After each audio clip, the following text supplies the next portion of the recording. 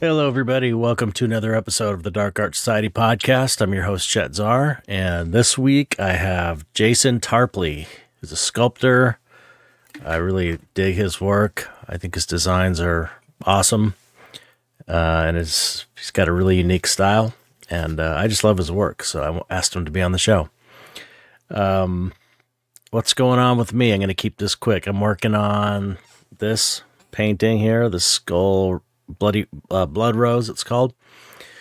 This and another one, a similar kind of companion painting for the LA art show that's coming up in the 19th to the 23rd, I think. It's a big art show in the convention center in LA. It's really amazing. All these different galleries are going to be there, and they bring their best artists.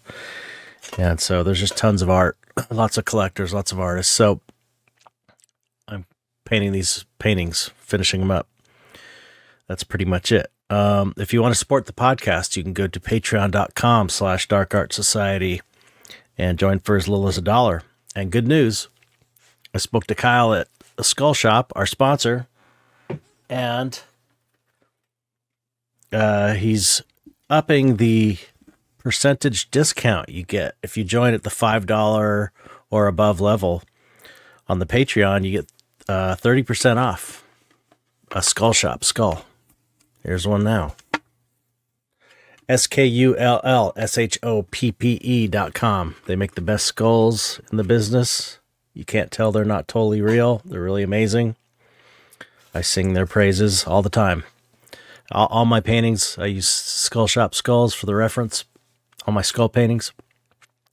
And so join at the $5 level and you can get a code for 30% off a Skull Shop skull. And that's a good deal. Just the human skulls. Skull Shop, human skulls, I believe he said.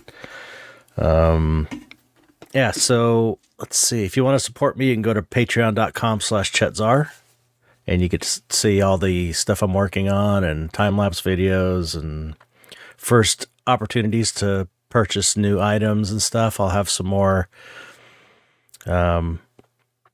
probably some more little skull flower paintings soon, and some one-off Divine Feminine figures coming up soon, and all kinds of stuff planned. And Patreon people get first opportunity to purchase. So that's patreon.com/ChetZar. Is there anything else? Oh, my sister always tells me to say this, and I always forget. Please like and subscribe. Please like and subscribe, especially on YouTube. If you can hit the like button and subscribe to us, that would be super helpful in trying to get a foothold in the YouTube algorithm. And tell a friend and share and all that stuff. I've been doing this for 6 years now, and I feel like it should really be hitting more people. And it's because I haven't paid for any advertising. So if you could help share or tell a friend you think would like this show, I would appreciate that. All right, here we go. My interview with Jason Tarpley. Hope you enjoy it.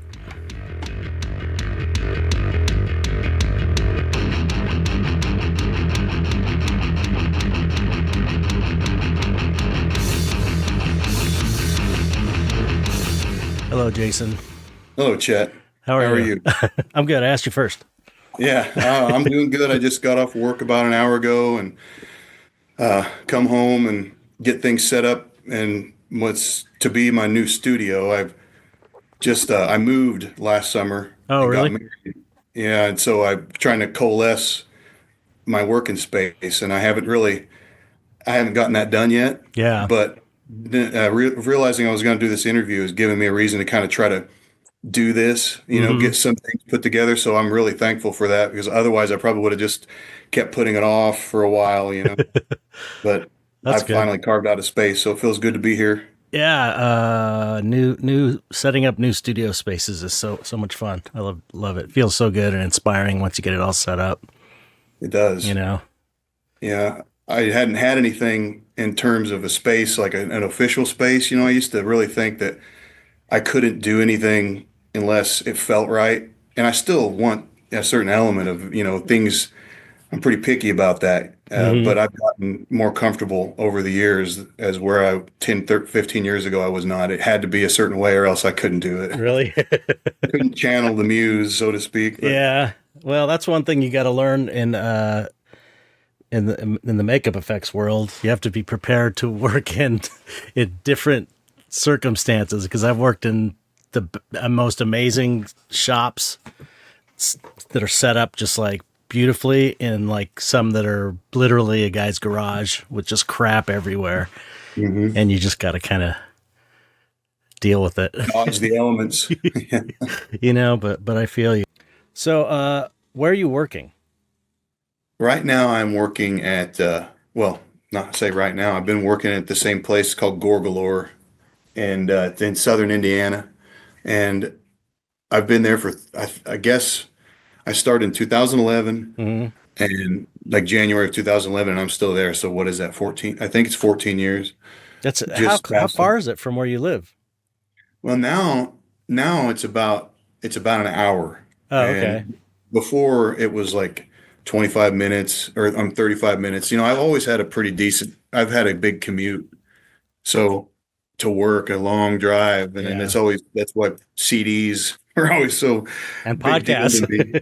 Yeah, podcasts now it's different. I used to listen to my CDs. I still have a CD case in my car. But yeah, I work there at Gorgalore, Southern Indiana, and small little shop of people, and we make props and animations and stuff for haunted houses and haunted Yeah. attractions. Yeah, it seems like a really fun job. I mean, It is fun. I worked at I worked at a shop that was a mask shop. I started a mask shop in the early '90s, and we were doing the trade shows, and it was around for 3 years. And my boss closed it down on the third year, which is the year we started making money, which was insane.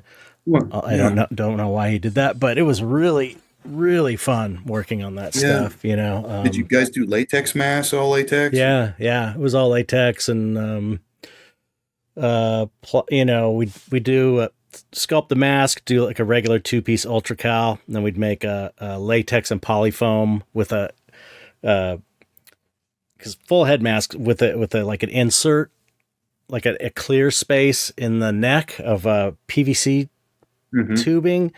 Then you pull that out. It's like latex, polyfoam, and then stick in a piece of PVC tubing to take up the space. And then we pull that out, glue it to a board, and then make one piece. Wasn't hydrocal, pottery plaster molds. Yeah, So there yeah. was no seam. And then you pull it out. You pull the PVC pipe out, and then you can collapse the latex and poly head and pull that out, so you get a seamless latex mold. And then we were just had drying tables, and Wow. it was I so bet much that fun. smelled great. It was so much I love fun. latex. Oh The yeah. smell of latex. We don't use a lot. We used to do latex, and we don't really do it much anymore. Oh wow. Yeah, we're doing like polyurethane foam and Oh, like self skinning everything. polyurethane foam. Yeah, yeah, it's like I don't know exactly what it is. It's really cool because if you get a nice even casting, it's a white color, but you can paint it just if it's just right, like latex, it's a kind of Yeah. somewhat translucent base to it. But actually, my boss got a hold of Jordu Shell, and he came in this last spring and Hmm. he made a few pieces for us on our Oh, product cool. line. And my boss kind of gave us a couple days off to sit there and just watch him, and it was Oh, really that's cool. smart. Yeah. Yeah, yeah. We all sat there just like you're, enamored by somebody who's so good at it and And he's so fast too. He's so fast. fast. Yeah, he's fast and entertaining like that. Oh yeah. And yeah, he's funny and he knows so much about the films, Oh our yeah. kind of movies. We just talk about something and I'll bring it up. It's just like I'm baiting. So, hey, I want to talk about this and throw it out there. And he's like got all these great, funny things to say about it and all this funny information. But That's yeah, he cool. came. Well, the reason why I bring up Jordu is because we were walking around the shop and he came into the area where I paint and he saw a casting and he says, what are you guys should be painting right onto this, using this material as a base, and you could go in with all these translucent colors. And it's not really how we do things, because we do things with the kind of, if you've noticed, the Halloween industry is like a lot about contrast. And Mm-hmm. so Yeah, yeah. bold colors Yeah, and yeah. things just hitting you real hard, not a lot of subtlety. And it's there with the silicone masks and everything. But anyway, yeah, long story short, we don't do a lot of uh, latex anymore, and we do foam. So what But kind of paint are you using? Because back acrylic at paint, acrylic? yeah, Wow. yeah, yeah. It's we've been screwing with stuff forever, like trying to find the right balance of what to use, and Mm-hmm. it's at the end of the day, you want to try to find something that wants to hold on to use something that's related to the material itself, Right. that bond to it the best. But we have additives we mix in there, and then spray it down and do a whole thing. But it's like base coat, heavy car sprayer wash, and then Yeah. I got a 5-gallon bucket with a big car sponge, and Yeah. you know take it off and put it back on there to add some texture and everything. And That's it's it's a workout. It's oh really yeah. climbing on top of stuff and laying on my back and Well, crawling around. yeah. You guys are making big stuff too. You're not just Yeah, making it's little huge. masks. You're making like big ass props and Yeah, big, huge props. I kind of miss the days where when I first started there, it was a lot of, we make zombies, and then we had costumes, that really tall costumes that are kind of like puppets.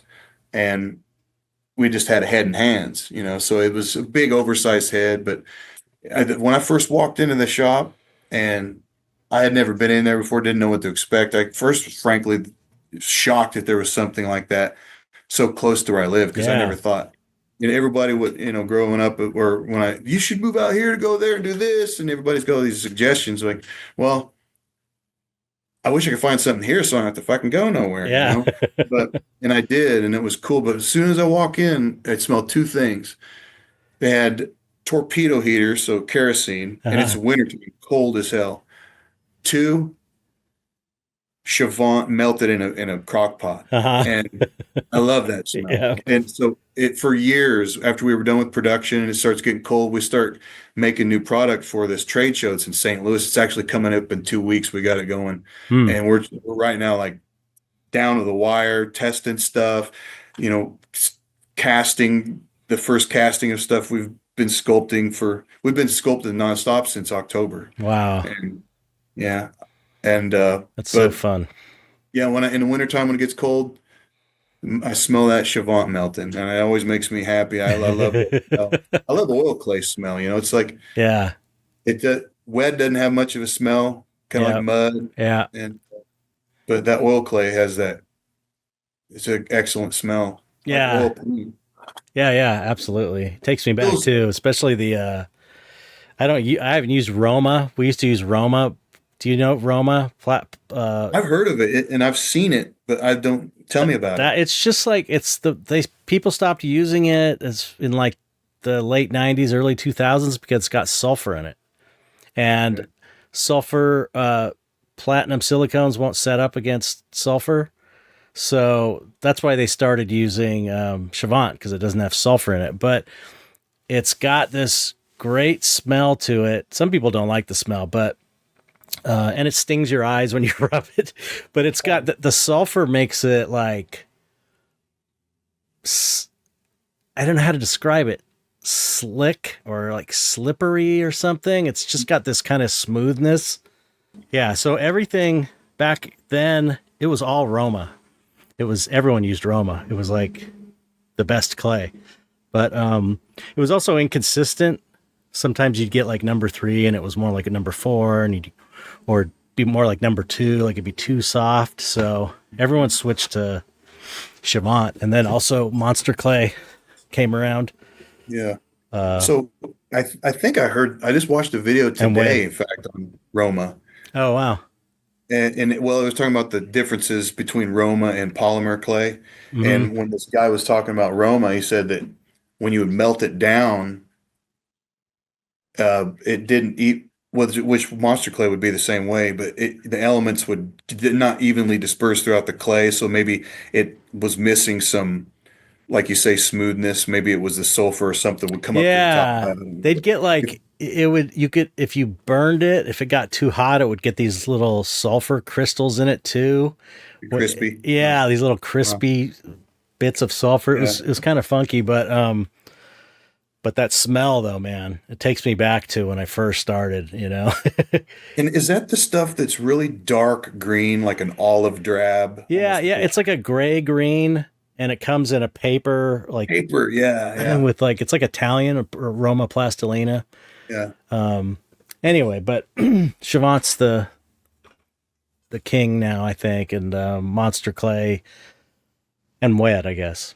I think Yeah, it's Chavant and Wed are kind of the two big ones. And Monster yeah. Clay's great for doing clay pours, you know. Mhm. It Um, is. I well, what was I gonna say? Monster Clay. I love it. I've kind of developed this relationship with it. It's hard for me to do any. I can't or haven't figured out how to do the same thing in Wed for yeah, yeah. Well, two different ways. you use. I mean, I don't know. I was complimenting your work, and we had a little glitch earlier. Did that part get cut off? Where I I'm was not sure. okay, I may be repeating myself, but I was saying how much I loved your work, and it was so had kind of has like an elegance to it and a sophistication that is not that I appreciate when people are making monsters where they can go to that they can do it in a way that's elegant and well designed and not cartoony, which is easy to do when you're doing that stuff. And and the roughness of your sculptures are so cool. And I noticed that it looks like you're using a torch a lot to like melt I things. do, yeah. And I have done that. that's like Monster Clay. That's where Monster Clay really wins out if you know how to control the heat, because it can just Yeah, go bleh and totally yeah, drip off man. if you're not careful. But I Yeah. love that. I love that you can just kind of like take these rough forms and hit a torch over it and everything kind of blends. It's wonderful. It feels good. It really does feel like there's a certain satisfaction to it, to seeing it do that. But Yeah. I hadn't used it for a while because I bought an alcohol torch. I like the squeeze ones. Oh, okay. Hmm. I really like them. I don't know. I know there's some that you buy butane. I just don't like it. I don't like butane. But anyway, yeah, I appreciate you saying that, man. It means a lot to me, and I just haven't been able to find. I've done. I did a lot of sculpting and wed this last fall, a Hmm. lot, and doing. It's just not the same, I don't know how. I think I saw this. I've seen Jordu do small wed clay sculptures, and Yeah. there's a guy from Greece that just Oh, posted yeah. art. He's been on the show also, Has he all really? way back Oh, I got to go in the back. beginning. Yeah, Yeah, just when it I was love audio his work. only. Yeah, He's amazing, yeah. and He is he just amazing. posted a wed clay. I was like, how the fuck did you do that? You got to have a. I know you. Eris. His name is Eris, Eris right? Colacontis, I Yeah, think. yeah, yeah. I probably Eris butchered it, but Colacantis. I think that's it. Yeah, I don't know um, how they're doing that in wet. It trips me out. yeah. I It's know that you can let it get to us like out of the bag.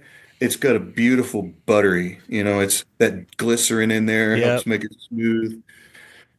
But then after a while, you gotta let it get to a certain spot where you can really carve it. It Yeah, it's curls so like you're like carving wood. wax. It's like air, You like gotta, waxy. That's how yeah, it's so beautiful when it gets to that point. It is such a good feeling clay, you know. But then it's like if it goes too dry, it can crack a little bit and it can get funky. So you have to kind of keep it at that yeah, the good stage. But it's so great because you can just like bust stuff out quickly, and then you kind of have to mhm, let it air out a bit to firm up. yeah. You know. That's a problem for me because I'll start things and just lose steam and I'll cover it. I'll put a bag around it so it doesn't get dusty and I'll put it somewhere else. And and then and I'll be thinking about stuff and then I'll think, wonder what this guy looks like to me, and I'll go get it. I haven't looked at it in 6 months and I pull it out and I think we can do some more with that. but a lot of times I just don't do anything. And there's stuff I've been wanting to finish for. Like, there's one piece in particular I've been wanting to finish for about a year. I thought I was there a year ago, and I haven't Wow. been working on it consistently. I Right. just I have so much stuff works in progress because I do something rough and then leave it, and I can always come back and do more, you know. Hmm. So there's a lot of them like that, but there's this one piece that honestly I started it.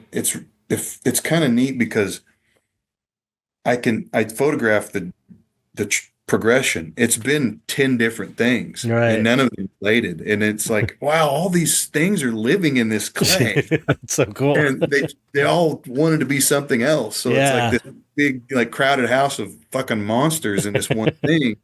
So And cool. I think that's kind of neat when I think about it in that sense. But Man, I remember when I worked at the Altering Ghost Factory, which was the mask company. We had, or it might have been at Altarian Studios, but we would sculpt masks in wed and then put bags on them and then set them aside, like you were saying. And I remember one we left aside so long that we opened it up, there was mold on it, and there was a couple little mushrooms growing on it. wow, that's great. Oh, It's that's so hilarious. cool.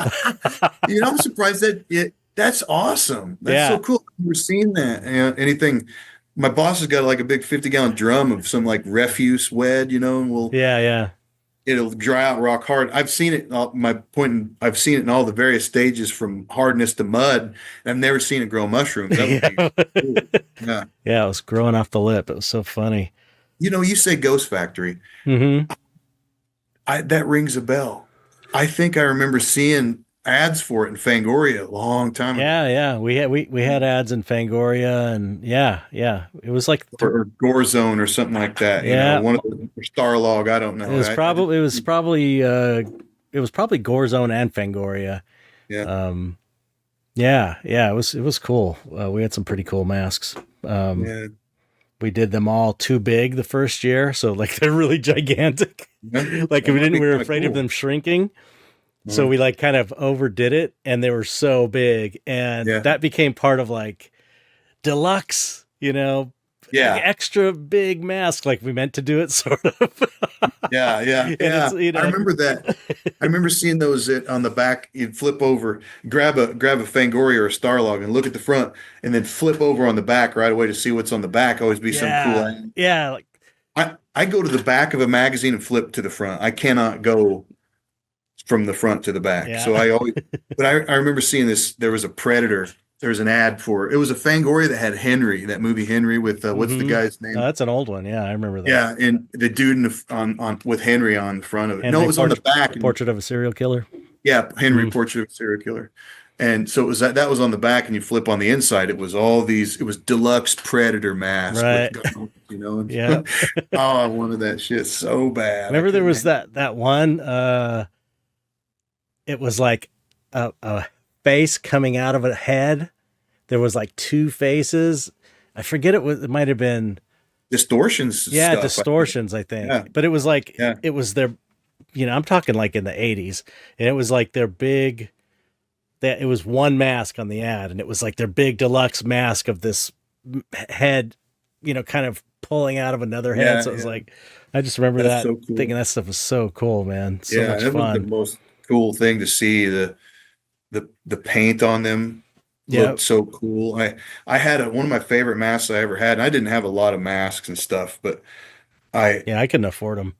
no, I I never got them because I couldn't afford we to buy couldn't them. either. Yeah, we couldn't either. By the time I got old enough to make some money, I was like buying music and stuff and not, Right. other stuff. Um, but it was a white skull, beautiful white skull, and it had a hood, a fur hood, and so your whole back, your head's encased Oh inside, yeah. Hmm. and and it had teeth that looked like gold, but it was this yellow, and they glowed in the fucking dark. I mean, Yeah. I love putting that thing on and smelling that. It's like I intoxicating, know. Totally. and you just get to be, some once or twice a year when it gets dark early. The whole Halloween thing is the coolest ever. I still love Yes. it. Still, It's our it's still tick. Christmas. Yeah, and I love Chris. I used to not care as much for it, but as I've gotten more into the, like, where did this start? Hmm. What was it a long time ago? Yeah, What was right. it like? That part really is enchanting to me, to think about how things progress from one, and then through the years we call it something else, and Yeah. the spelling changes and the whole way of looking at it changes. Hmm. I'm kind of trying to go backwards in time and look at Christmas, and Well, or it's like, whatever we called it, our ancestors called it. yeah, all that, it's all pagan stuff from based on Yeah, the exactly. seasons, changing back when changing seasons was really important because it means you could plant food and, or you had to get your harvest and wait through winter. And so it was, just like kind of holidays based on the cycles of nature, which is really Yeah. interesting. Yeah. And you think about it, we don't, it's almost, I think this stuff keeps me up at night. I don't want, I think that, where it's naturally, we're progressing further away from that. It's like these little, it's almost like what's the word? Evolution. And you get rid of things you don't use. And that's Right. what evolution does. Hey, we're not using this flipper. It's a flip now. Okay. So we're Yeah. walking, you know, Right. and oh, this isn't a tail. Okay. We'll curl it under and it'll go smaller and smaller. And say we're losing a lot of these, traits and things that kept us alive. And obviously we don't need it anymore, Right. you know, Yeah. but Like, we don't need it by virtue of things we've created, and yeah, things that are here. yeah, it's And super interesting. Like fur covering our bodies, yeah, you yeah, know? we used to have Yeah. it. We used to be in trees, you know. Yep. There was something I heard on it. It was on PBS. It was they start out the story by saying, "Hey, sometimes when you're drifting off to sleep and suddenly you'll wake up real fast and you'll just jerk."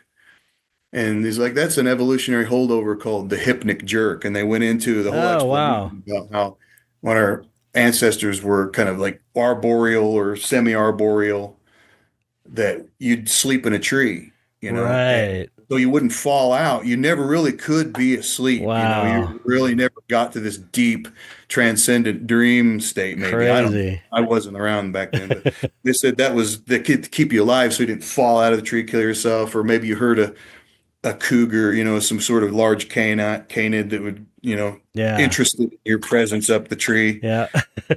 Yeah. It's We so, have different so kinds of interesting. predators now, Yeah. but Right. And a lot of the, primal urges that kept us alive back in the day when we were more animalistic, I guess, is, comes out in ugly ways nowadays with, the mhm, tribalism of politics and, yeah, and all this stuff. It's like, these are all like, um, probably triggered by propaganda and bad actors and stuff, but it's preying upon these natural impulses that were tied to our survival. You know what I yeah, mean? absolutely, Which makes it like absolutely. super evil. But anyway, um, Yeah, I we had, oh, no, go ahead. well, I think about, we still have the same basic desires, and Right, you think about how it was. You would have had to build your house. You'd have to hunt your food. You'd have to, all these things. You wouldn't have to suddenly know how to do it because we can't think of it in any other way than you suddenly have to figure this out. Well, they right, had it figured out. They knew what plants to stay the hell away from, but that came from lots of people right. dying, Yeah, yeah, and, but so they had different things to be concerned with. But we too have different things. It's like, well, we yeah. don't have to True. go out and hunt for our food, but we have to deal with these diseases that didn't weren't Right. around then, and all these other Pesticides and hardships that are very manufactured. yeah, yeah, Pardon my French, but yeah. or, I've been watching like a lot of old movies lately. Just while I paint, I like to have something on the TV, and I've been watching movies from like the 30s and 40s and 50s and 60s, but it's just so funny to, I don't know, to see how all the issues were the same, even back in the 30s and beyond, probably forever. It's the same old shit. It's like the same problems. It's like relationship problems. It's, the rich people getting richer, screwing the poor over. It's like all the themes in these old movies. It's like nothing has changed. You Right. know, it's like the same ultimate problems underlying Mm. everything. And it's just like, we haven't made any progress in this way, have we? No, It's even worse. But yeah, I want to steer it back to your sculpture work because I'm such a fan of your work, and it's so, like I said, it's so sophisticated, and your designs are so unique.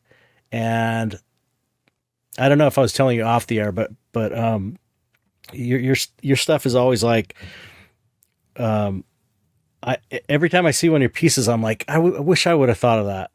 You know, really inspiring to thank you. my own work. It's just like because the design choices, and like I said, there's like a certain sophistication where they're not, and effects, we jokingly refer to creature effects as boogity monsters. That's what we used to call them, boogity monsters.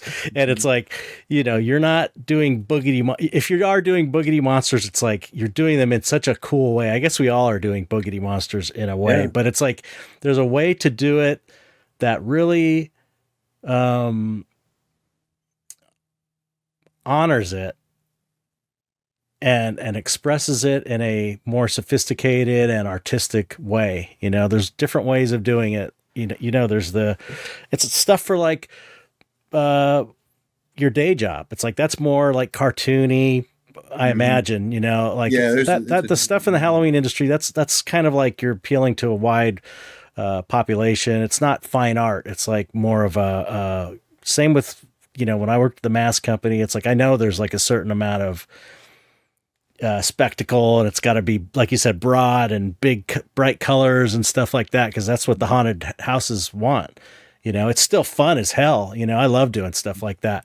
But as far as your personal work is very, it's, I don't know if I'm finding the right word for it, but it's like, it's more subtle and designed in a way that, I don't know, feels like it is more serious.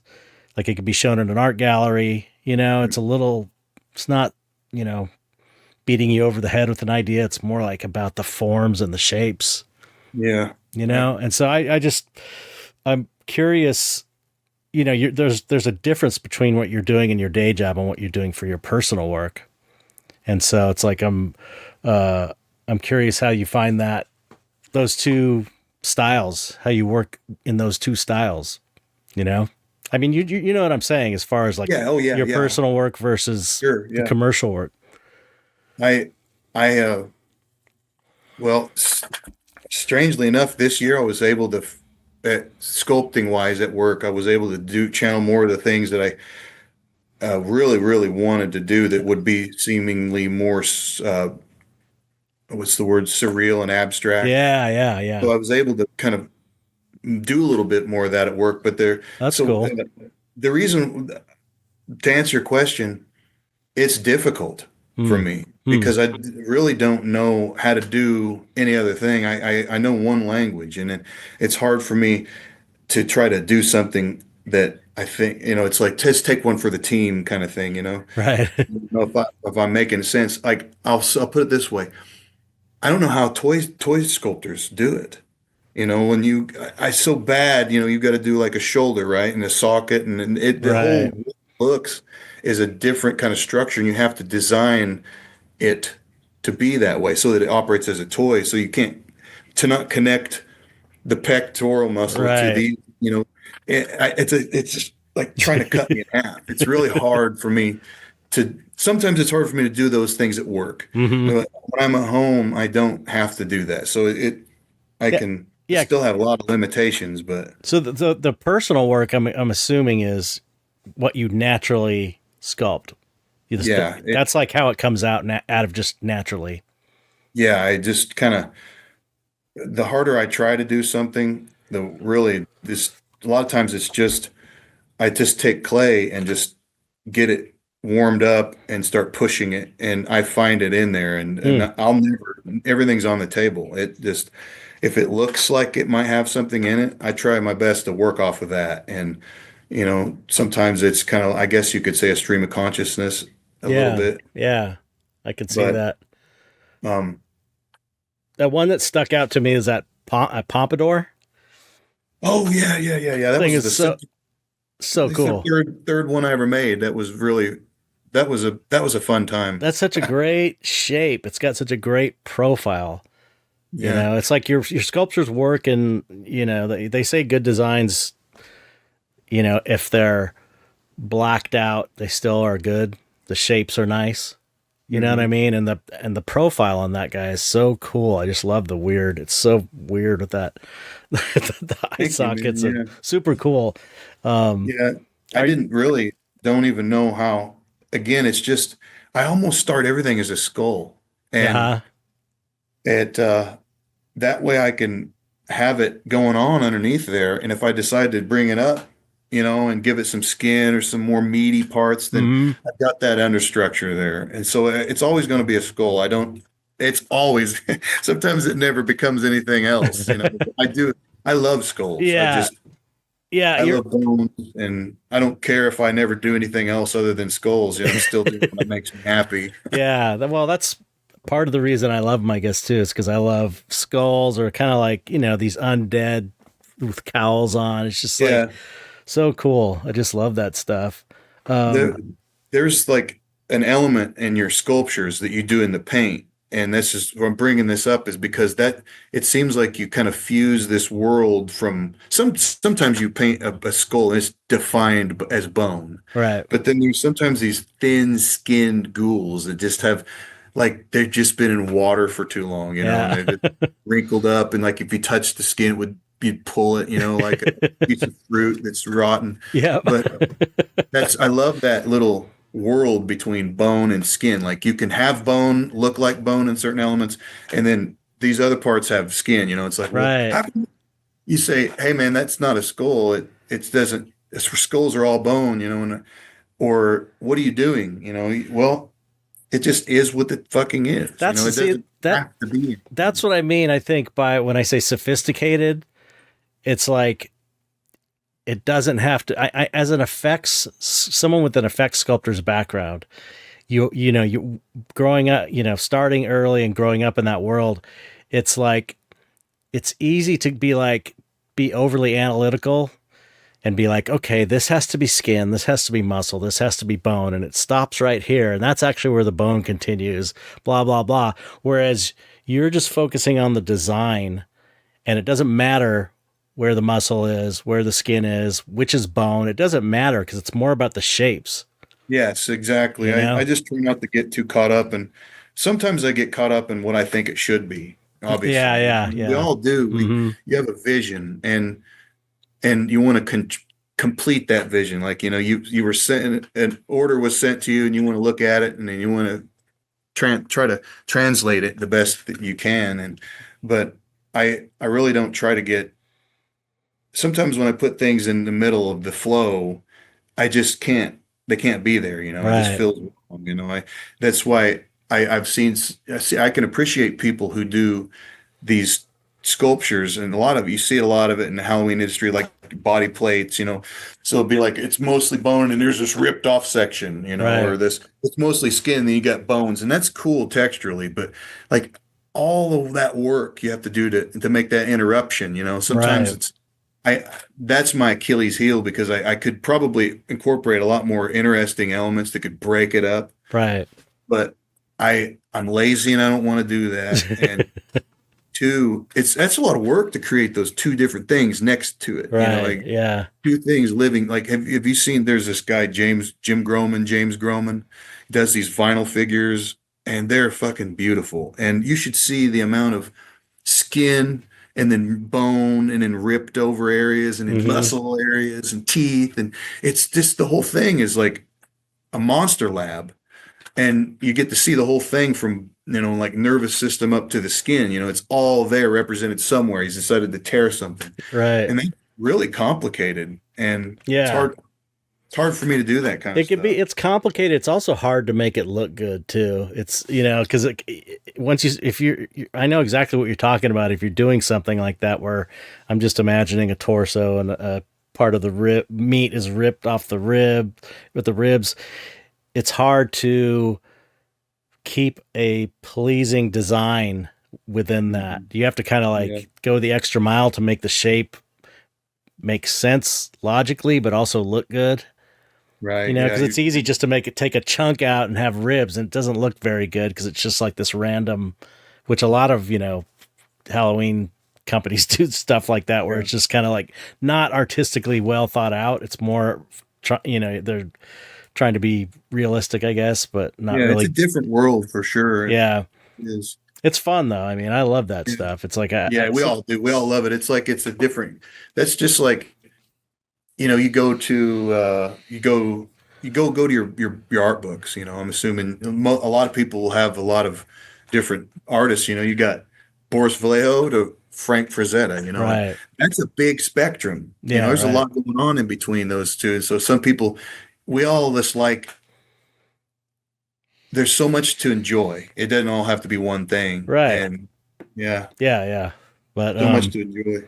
so I mean, are you selling your own stuff much? I saw that you kind of like, you do some commissions once in a while, but I I don't know. don't really. I started out really when I first started.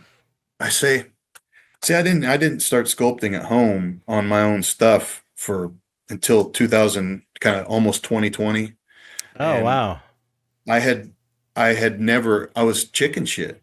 I was scared to do it, and Wow. because at work I did it once a year, and it wasn't enough for me to really feel comfortable with it. And Hmm. I had all these things in my head that just like, God, for years I've wanted to do this. It really was very frustrating. It was like very emotional to finally start it and Hmm. be happy, but also really angry with myself that I waited so long to do Yeah. something. Could have had 20 more years, Right. I'll never get to be able to do that 20 years ago. I felt the same way with my time in when I started painting, my time in the makeup effects. I was like, I could have been painting for 20 years, because I didn't start until I was 33. So, or, Yeah. 15 years or whatever. And I just felt like, man, I wasted all this time. But looking back on it, it was just 15 years of, I got really good at sculpting and painting, like airbrush painting and creature painting, but not oil painting. But that was that I always figured as long as you could take what you learned during that 20 years of doing this more commercial work, if you could take that and apply it to your personal work, then it's all good. Yeah, You know what I mean? absolutely. Yeah. Yeah. I I kind of needed the understanding of It's like see, a 20-year art school. yeah, yeah, right. Take the big shit, Yeah. eating well, but really it was I've always loved sculpture, and ever since I was a kid I wanted to do it, and I did because when you're a kid, you're not scared, Yeah. you just Yeah. do it. Just do it. But I gave it a really good try because I really looking at it was there were two different things. It was the Giger's Alien book, Hmm. and to see some of the pictures in there of the sculpture specifically, it was really spoke to me, to have a physical representation of Yeah. something that Hmm. I can move around, I can see, and you have somewhat of a say about what it is. And I feel like it's brilliant, to have something like that, and Yeah.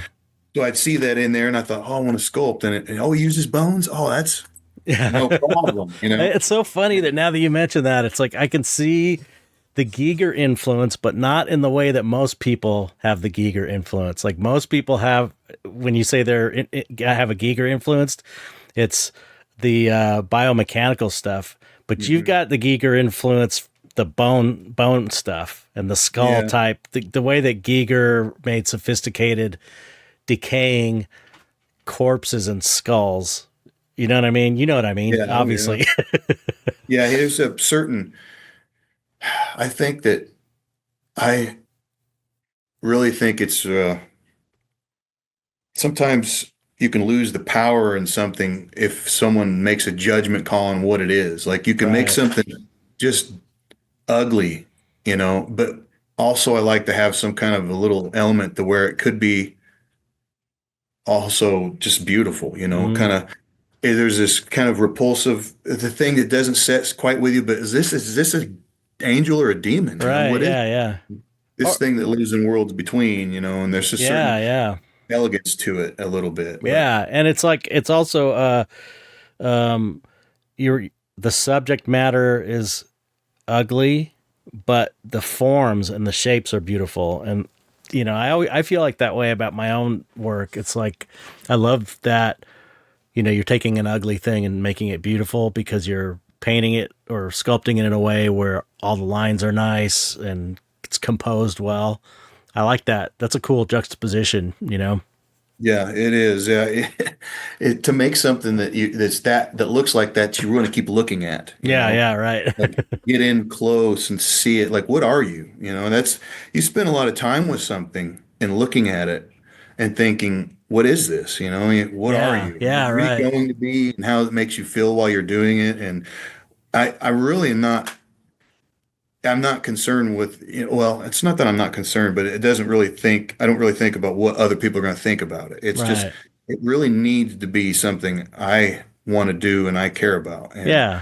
the rest of it is not really that. Okay, going back to, you asked me if I was selling my things, some of my work, I was, and I was really too much into it. I let it kind of direct what I was doing, not in the subject matter sense, but think, oh, I need to figure this out, and then how do I mold this? And I was always in a position of I was limiting myself on how's it going to mold it, So like, Right. okay, it has to be this way, so I can mold it, and I would always be fighting that shit, Yeah, It's especially like, with that rough sculpture technique too. You get little pits in there and yeah, oh my God, I just I don't want to be limited. I don't want what I see to be limited by some element that I'm not sure is important to me.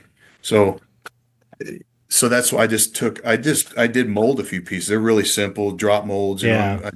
I figured that out, because it's pretty easy. But and then I just decided, well, I'm going to take some time just to burn through some sculptures, just find things, see what you find. And I found myself it was really easy for me to get rid of stuff, because I only had so much clay.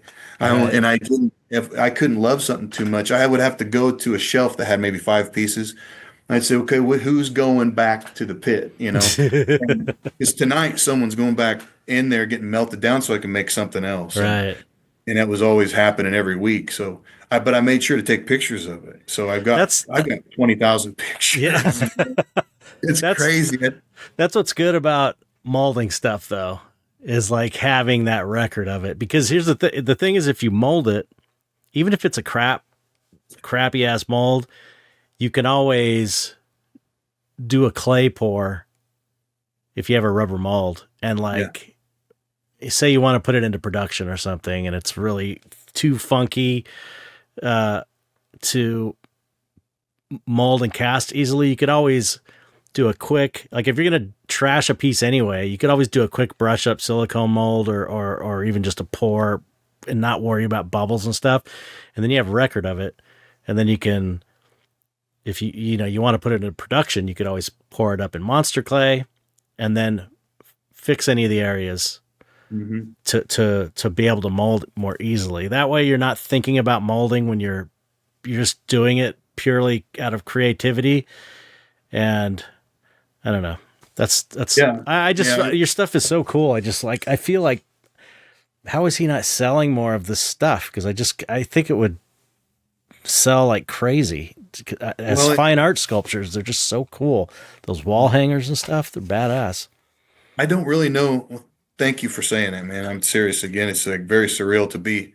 I want to say that I'm honored to be on here. And Oh, the people that I've listened to this podcast for years and listening to some of the people that, my heroes. And so it really means it's huge to be sitting here and doing this. I appreciate it. no, no problem. I appreciate you coming on. That, You deserve it. about the molding and stuff, I realized that it was just getting to a point where what I was going to have to do something with it was going to be, Too much I had to work. draw a line. Yeah. I had to just say, what are you here for? Are you here to Right. rock and roll? Or are you here to just crawl in a hole and do a bunch of weird shit. Yeah, yeah. Oh, I want to do both, I but guess I just would like to see more of your stuff getting out, your personal work getting out into the world, into people's hands, because it's so good.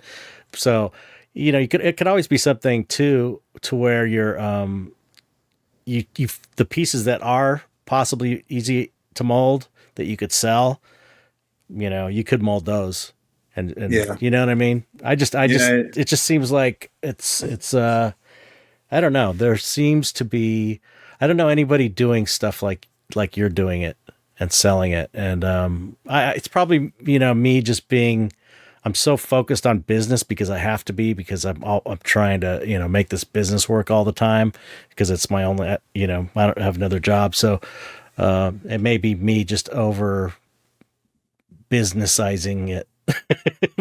no, I understand it.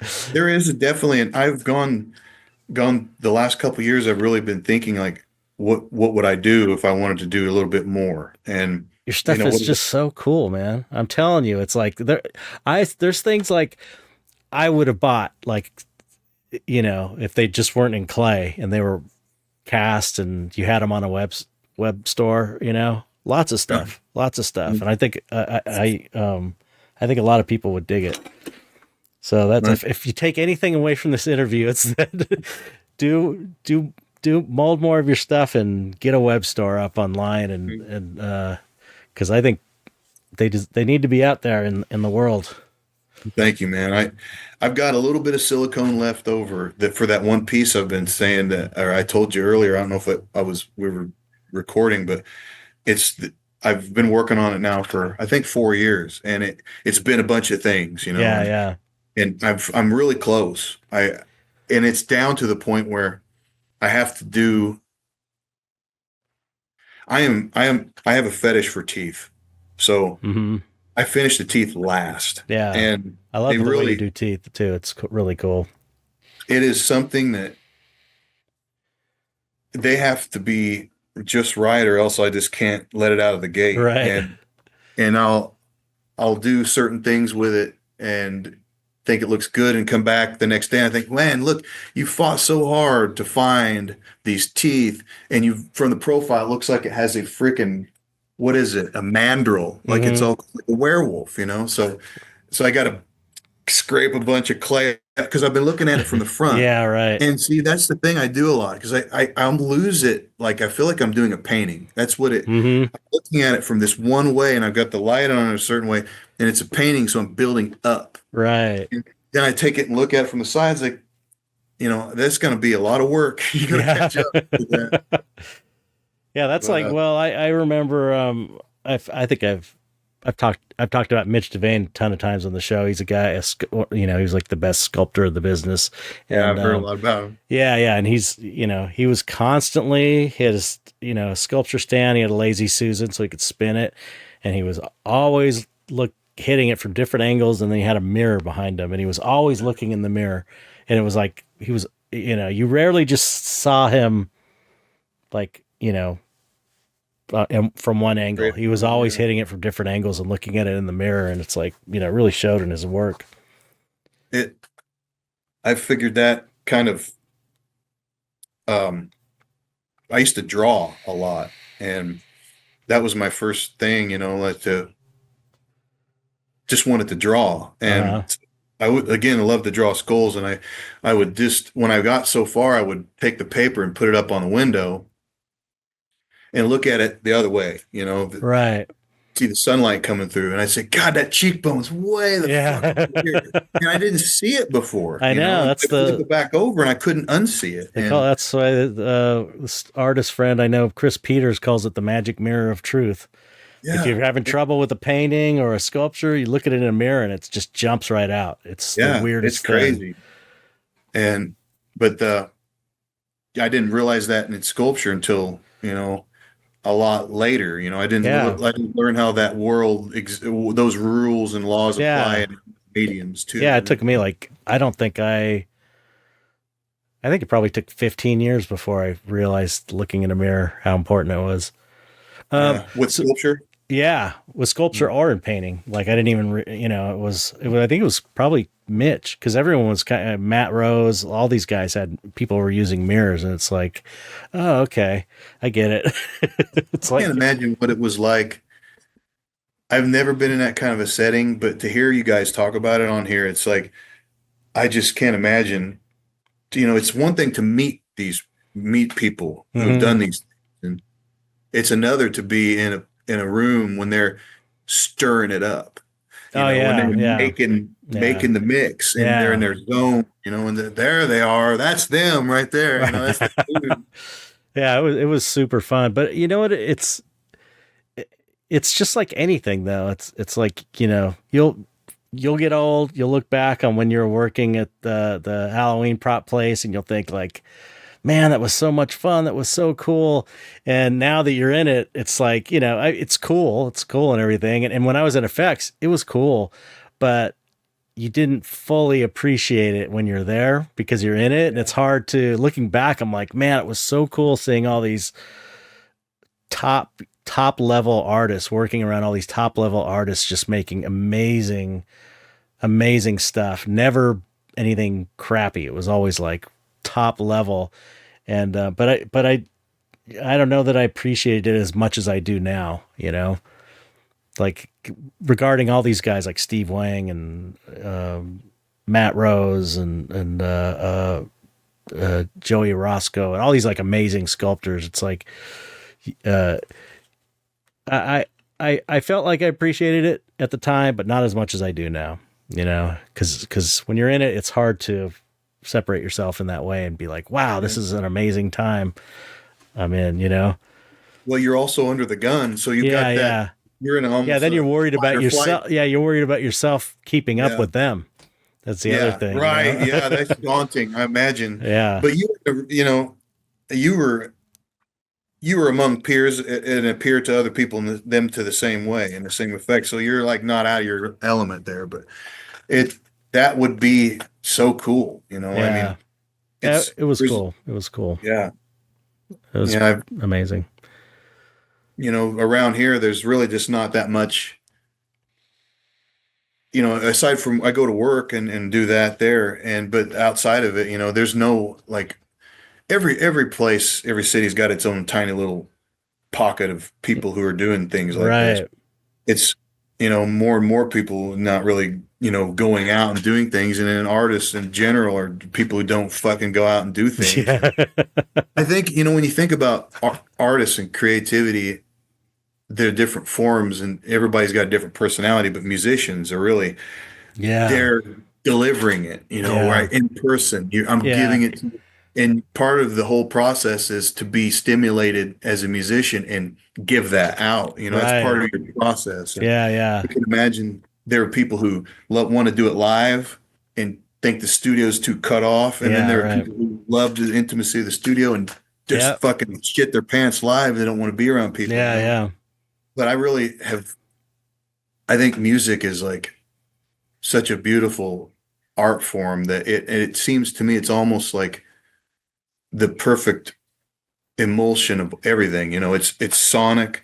It does something to your spirit, Hmm. you feel it. And also you're able to do these creative shapes, especially when it comes to like proggy stuff, like Tool. And I just use them because that kind of music is not just uh, uh, uh, Right. one, two.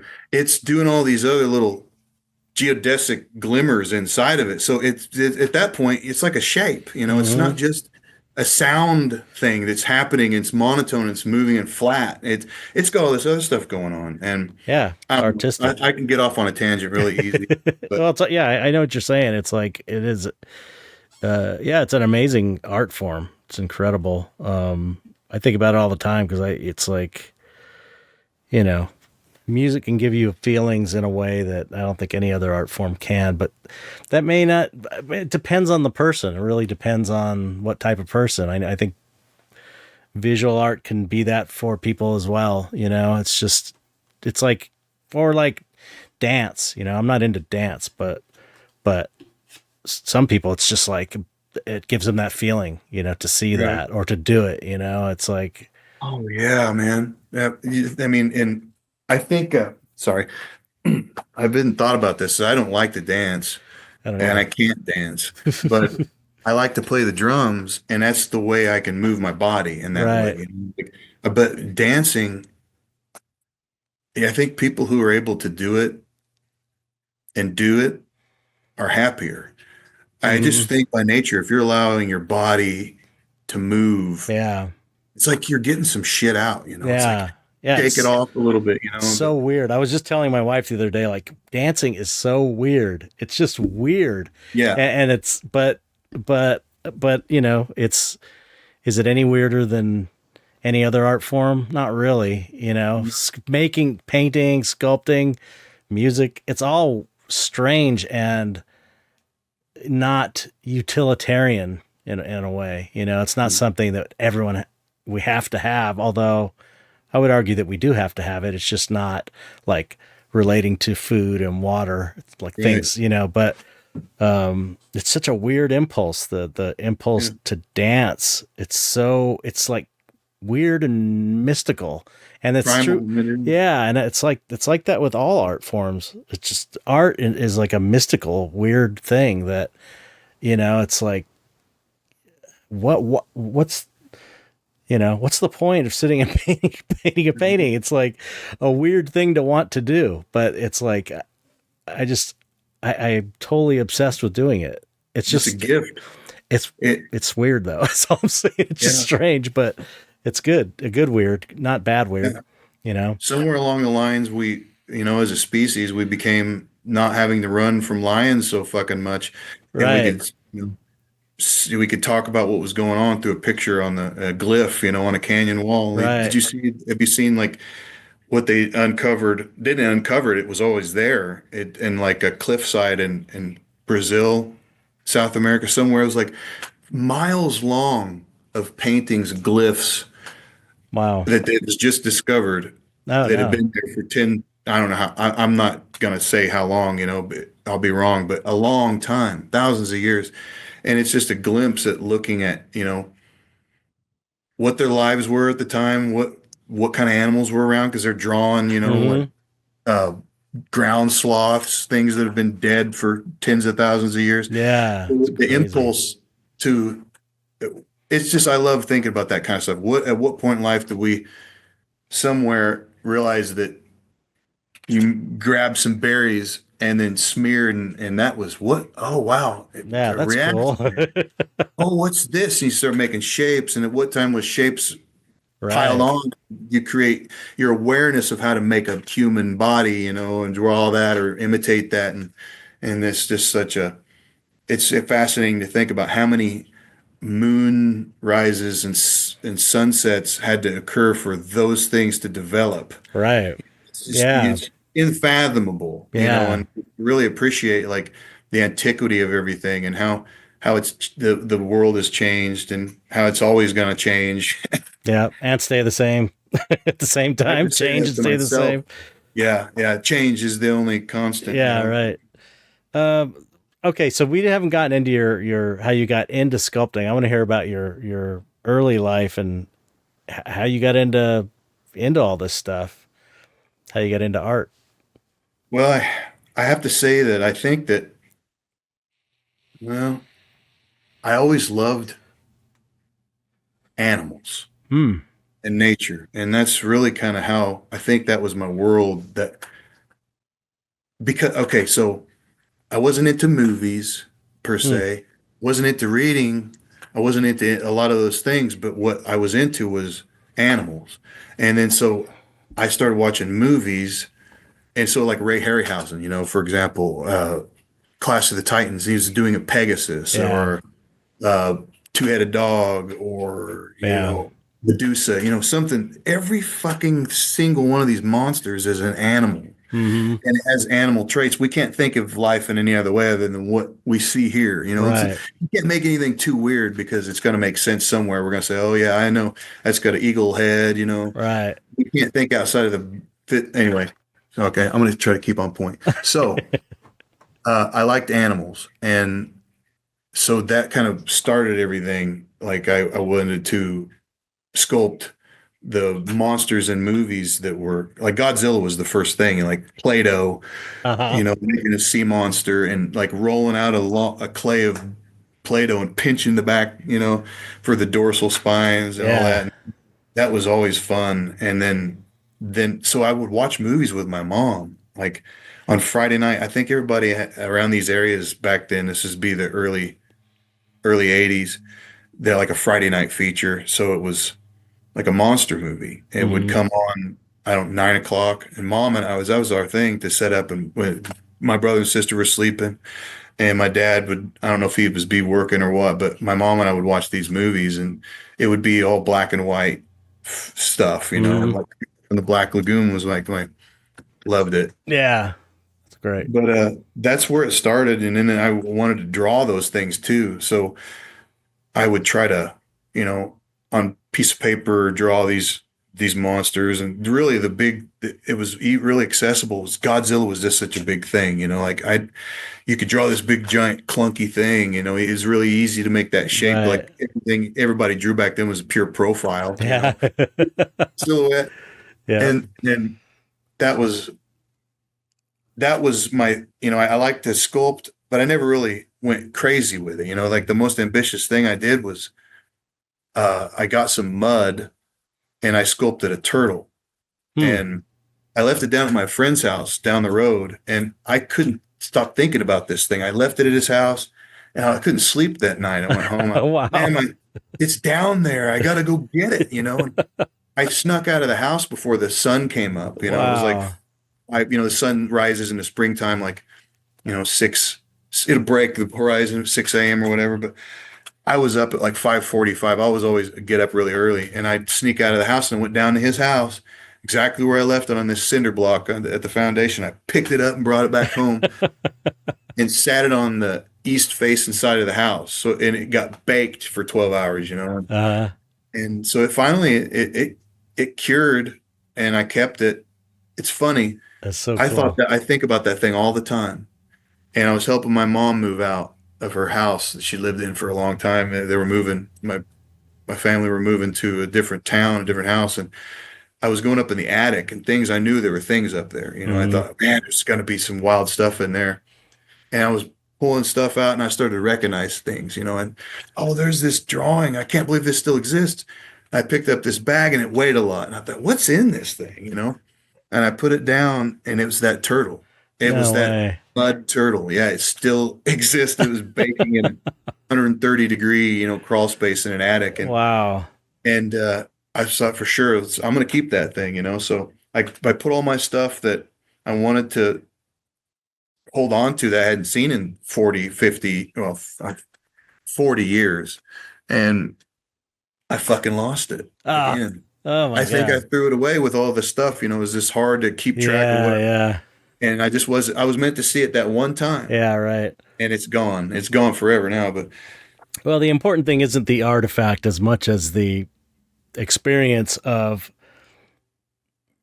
not being able to sleep because you didn't have that thing. Like that says yeah, so much about your art, your artist nature. yeah, That's like that's what it takes to be an artist. yeah, It's like you got to have that thing in you that goes, "Oh man, I got to, I can't sleep because I left that turtle sculpture made out yeah, of yeah, mud." yeah. That was really, it was exciting, and I still, to this day, I dream about it. And Wow. yeah, I'll go to sleep, and I'm just thrashing, trying to I'm trying to unpack it. Like, what am I doing to this thing? What am I going to do? And I'll wake up. It's like, God, I was thinking about that all night long. And couldn't even escape it in my sleep. Wow. Um, That's but that's a great artist origin story, the turtle story. That's yeah, awesome. it The was a mud real, turtle.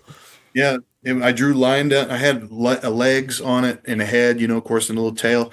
And I had this very basic line down the middle, and off lines, hashes to the Yeah. edge for the or well, really what it was, probably a box turtle, because there's certain box turtles that have this line nature, and I was trying to imitate that kind of repetition of lines in their shell. But I don't know if you knew this, but the very first thing I remember ever drawing is a turtle when I was 3 years old, just kind of like a yeah, top view of a turtle. yeah. There's something turtles are really to me. I love them. I mean, I love the way they look. Yeah, they're I've so always loved cool. them since I was a kid, and I still there's something about them. I dream about them. Like I dream that Hmm. I used to I had this reoccurring dream that I would find myself in this pit, like this bog that was filled with big turtles. Like like I could hear them. You couldn't even see the water, and it was just shells, Wow. large. They're just clunking. Like you can hear them like a boat's up on a pier in a dock, and the wave that you hear the body of the boat like bumping into the wood. There's so many turtles in this marsh that they were going. So you can hear their bones just Wow. bumping into each other. And there was one in particular was really the shell shape was there's a turtle called a map turtle, like a sawback map turtle. Hmm. And they have, if you look at them from the top down, they have these ridges that come out and they to the edge and point backwards, and to the back of the shell they get crazier looking. Like they come out really very the gamma. Hmm. And first thing that comes to my mind, and this turtle was like that. He was like the one that stood out amongst these big ones. And he just gets up and he starts walking on 2 feet, and he's kind of this gamma thing. But that's all I really remember. Wow. These dreams will keep coming back, not just like that, but Yeah. it's these turtles. I'm Well, it's always like floating above the water. Like, the turtle's your spirit animal. yeah, they must You be. know, did you ever read? You didn't read the It Stephen King's It. Uh, I was listening to the audiobook of it this past. Oh, Yeah, yeah, I've read it I think I read it when I was oh, a okay. kid. Yeah. Because the it's not in any of the movies, but at the end, like the god being that fights the clown, which is the evil being, is a turtle, which is Huh. it's like it's really weird ending that Yeah, that they didn't sounds put in very the movies, surreal. but it's like God is represented as this kind of like space turtle, like a Wow. floating turtle, yeah, that Yeah. fights the evil, which is pretty Yeah, cool. that's as surreal and odd as the movies are, and that one, and anything like that kind of supernatural stuff, Hmm. you have to really suspend. But then here comes this, so space turtle. Yeah. That's really all right, man. We'll leave that out of the movie. Yeah, yeah, you can't. There's certain things that just will not translate into Yeah. film. So how did you how did you kind of keep sculpting, or what happened in your later childhood, and how did you get into where you were working in the industry and stuff? Well, what after I got into the turtle stuff, like back then it was pretty vanilla, like I would do animals and stuff, and then In I Play-Doh or something, or clay? the What kind Play-Doh, of, yeah. okay. But it never, obviously you can only do so much with that. Yeah, yeah. And then I kind of left behind the sculpting, or whatever, putty pinching really is the extent of it. But I really got into drawing, and then when I started, I remember going with my mom to the grocery store, and the newsstand was, I never followed her around and asked, "Hey, can I have this? Can I have Hmm. that?"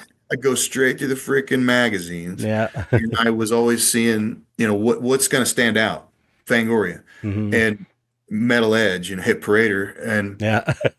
and so that's and Thrasher. uh, But what that's what stood out to me. I was a lot younger, before, I wasn't into heavy metal yet. I was still listening to like Culture Club, and I really love that new wave shit. hmm.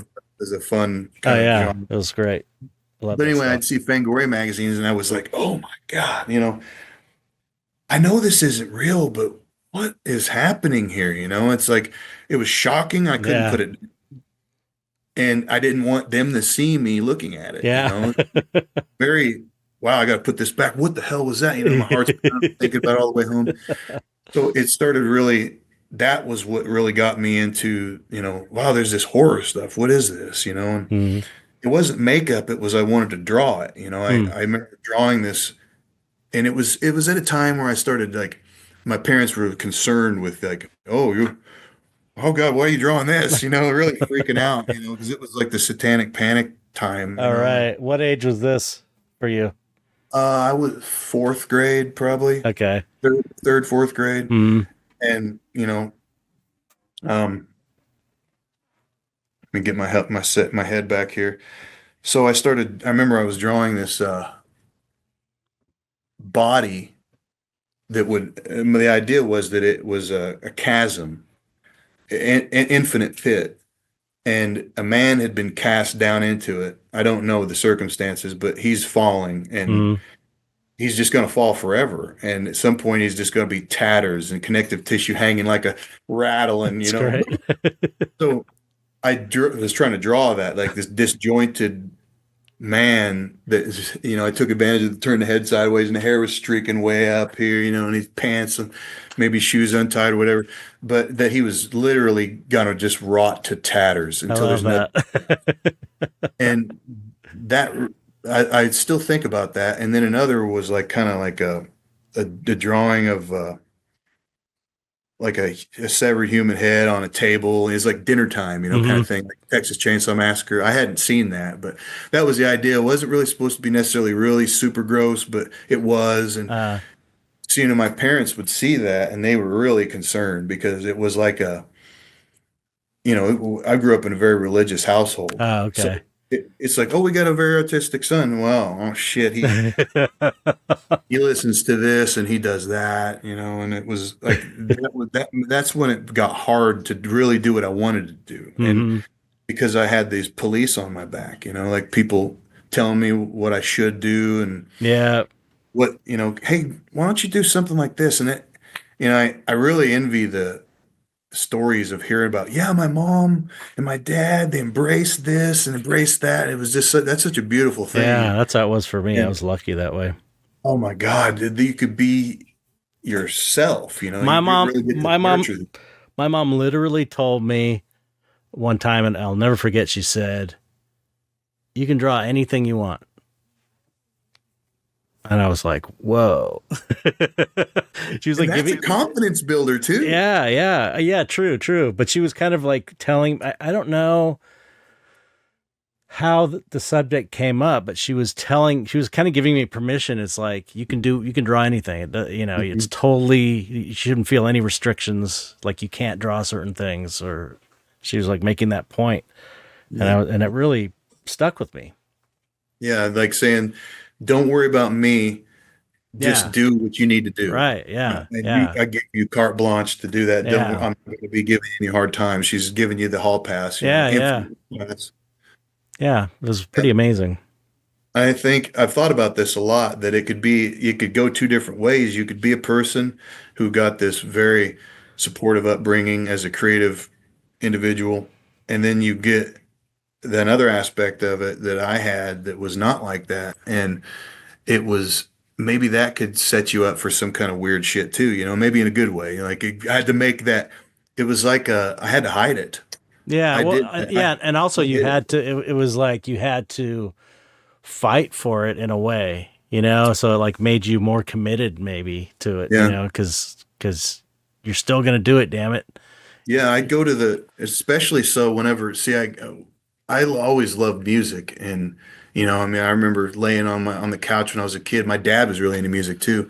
So he'd get like the best Bose speaker Oh and yeah. MTV was new and they played a lot of music and I'd lay on my back and Beat It would come on, I would think about this kid down the road. I wanted to he's picking on me, and Uh, I'm going to go do it, I'm gonna go do it, it gave you like that power and like a shit, my fists are clenching. I was staring at the ceiling and my dad's like, you all right? I'm like, oh yeah. But so it transitioned from listening to that stuff that was acceptable to like what changed it for me. Like I was getting ready to graduate, going from I think it was fifth grade to the sixth grade. mm, And we were this girl in front of me we were talking about music and she's like, she loaned me her Bon Jovi tape, Slippery When Wet, uh-huh. and I had a Walkman. And my parents were like going through a divorce, and I spent all the time I could outside. So this whole summer, every day, I rode my bike down to this big lake, where the town gets the like water from to drink. And there's just, speaking of turtles, there's wildlife everywhere. Mm-hmm. So I get to just every day be there amongst all those things and listen to that Bon Jovi "Slippery When Wet." And in my head, it's like, that's why I got tinnitus. But when I was into that stuff, and then going back to school was a marked change over the summer because I think Batman came out that year Mm-hmm. with Michael Keaton. And the other thing that happened was my friend was having a birthday party, my friend Nathan. And so it was Nathan and Gary and I, and we went to this nearby town to go out to eat for his birthday. And then we went to Target, and then we all pooled our money in and bought Anthrax tape. It was called Among the Living. Mm-hmm. And we listened, his parents let us listen to that in the back of the car, their van, the Dodge Ram van. They turned it all the way to the back so they didn't have to hear. And we squatted down at this speaker on the floor and listened to that. And it's like, what? The drums, the Yeah, that guitar must have been sound. mind blowing going from Bon Jovi to Yeah, Anthrax. it changed my life. Yeah, And yeah, it's what I wanted from then on out. And that didn't add to it. It wasn't easy for me to yeah, listen to that shit, and yeah, it was, because everything was suspect, everything had a compelling title, it made you, think something, try to either shock you or, well, yeah. that album was like, there was a song in there about, Judge Dredd, this Mm-hmm. comic book. The rest of it was about racism and all crap that's very, very relevant, Right. And, so the reason why I'm bringing that up is I had this whole collection of drawings and stuff. And another thing I cannot mention, I can't go any further without mentioning is something that really changed my life. This is the art of this man named Pusshead. Oh yeah, That Pusshead's guy amazing. changed my I want to life. get I mean, Pusshead on the show. oh, that would be, He's that'd amazing. be Yeah, awesome. yeah, he's amazing, amazing. So I always loved bones anyway. Mm-hmm. And my dad would hunt, and I begged him to bring home a coyote skull for me. Mm-hmm. And because in my mind, I just thought, I want to wear its teeth. I wanted to be like, I thought, I could be like this other character. I Mm-hmm. didn't understand that, those plastic teeth, that you vampire fangs. I thought, oh, I want to put in a wolf mouth. That's where I was. I was really young. I was like, That's Dad, so when you go funny. out, bring me back coyote teeth. And he was, okay, sure. That's hilarious. But by God, when he'd get home, I'd say, hey, I look in the tailgate, where's the teeth, and oh, I didn't, oh, he's not going to do that. Right. But anyway, it was the bones. I always liked them. It was a Thrasher, man. I was a sixth grade. Everything changed, Mm-hmm. like it's tipped. And there was this kid who brought a Thrasher magazine in. So flipping through all this art, Yeah. I wasn't a skater. I didn't really, honestly, I wanted to do it because it looked cool. Mm-hmm. But they didn't really have the money for the good decks, and the good Right. decks were paid better than what you get at like But it was like a Target. culture magazine too. It was Yes, like art it really and was. music, and there was a whole beautiful. culture. It wasn't just about skating, Yeah. It was the art, Yeah. and bright colors. And what stuck out to me more than anything was this Pusshead, Zorlak skateboards, it would be a full page spread of this thing. It's like, God, look at that bone, look at them teeth. Yeah. And it shook me. It changed me. And it changed the way I draw. It changed the way I saw bones and like this. I always try to understand, like, what's he doing? What are these lines? How is he making this? Mm-hmm. Is it watercolor? Some of it watercolor? I just never really understood it. Made it more intriguing to me, that how he could take something. I knew he was stylizing it. So it was like, Right. it's not just the perfect replication of this skull. He's doing some weird stuff to it to make it look a little more arcane, Mm-hmm. but like fun and Yeah. Yeah. breathing life into it. Yeah. So that really changed my life, just as much as looking at opening up a Giger book, Yeah. But, I'm trying to stay on track. The drawing happened for a really long time. And again, I couldn't do anything that I really wanted to do because I was really, one day I went to school, I come home, and all these drawings that I'd had saved up, for years. I drew a bunch of pus head stuff, like try to imitate Mm-hmm. it, and it had gotten burned. Oh And yeah, no, that's took my terrible. my tapes and just put it in a Uh, furnace in the basement. It couldn't be a more like it must have felt make horrible. yeah, but make hell seem more real. It's like, oh, it got burned. Yeah. Cast into the inferno. But um, I just kept doing it all through high school, drawing, and it didn't really occur to me to start sculpting until my friend bought, it was a Wizard magazine, I think, and it had an article in there by this sculptor named Randy Bowen, Oh yeah. Mm-hmm. and he was sculpting a Boba Fett prototype. Mm-hmm. And my buddy Nathan, he and I ran around all the time. We had a lot of fun together. He was very creative and artistic too. And he said, "Man, look at this. You need to read this. Look at this guy. He's using this stuff called Sculpey." He's like, "Let's go find some." Mm-hmm. So we went to a craft store and got some Sculpey, and I got, I got bones, I got Sculpey.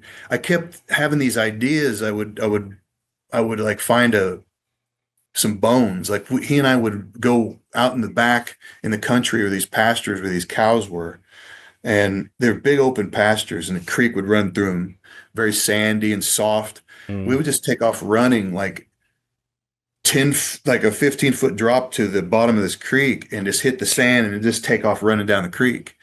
And sometimes we'd stop in like a shaded spot and it'd be deep enough to swim in. We just sat there for an hour and a half. Other times we just run. And this This one in time this in Kentucky? no, this was in Illinois, Oh, in actually. Illinois. Okay. Yeah, Southern Illinois. And we take off running and we found this spot where these farmers had dumped these cows and they were Whoa. just piles of them and they're Wow. everywhere. The smell, that's what stopped us. We're running like wind in your hair, like gazelle, it's like the primal thing. Just take Yeah. off, feels good. And all of a sudden this smell, what the fuck is, we knew what it was, but what are we going to see? Because, you go down Yeah. the road, Right. it takes a turn and then it hits another turn. The water just goes wherever's easiest. And every bend was like, what are we going to see coming around this bend? And finally, we see this kind of a little lump, a big sandbar. Sorry, couldn't think of it. And in perfect spot, these farmers just dump these cattle down there because they were sick or whatever. But there's piles of, we would go down there for 5 years to get bones, like, Wow. hey, I'm gonna go get a hip, and go down there. They're Wow. everywhere. You can't, I don't think you can do that anymore. It's illegal, but Right. I think, don't quote me, but I don't think you could, because of disease, get put in a water table, Right. Yeah. rotting Yeah. flesh. But I still got bones from those cows, and Wow. yeah, he and I would kind of divvy them out. They don't want them,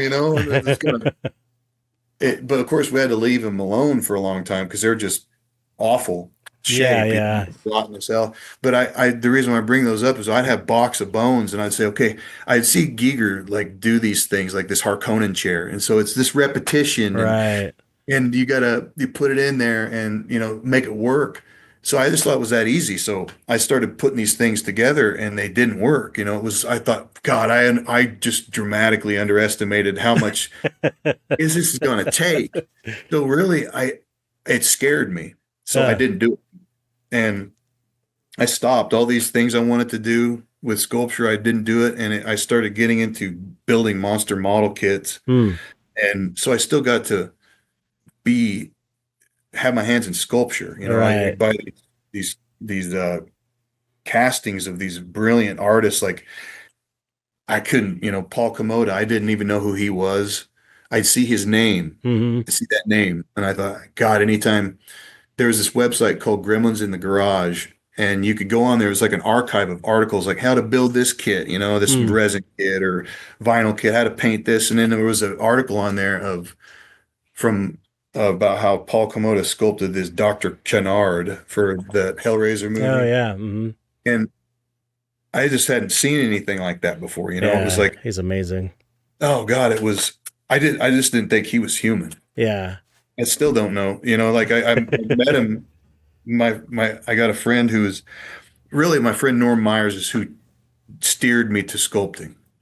and we met each other in 2009, and I was in all this weird like model kit stuff, and Mm-hmm. this a lot of them, my favorite guys artists were from Japan. Mm-hmm.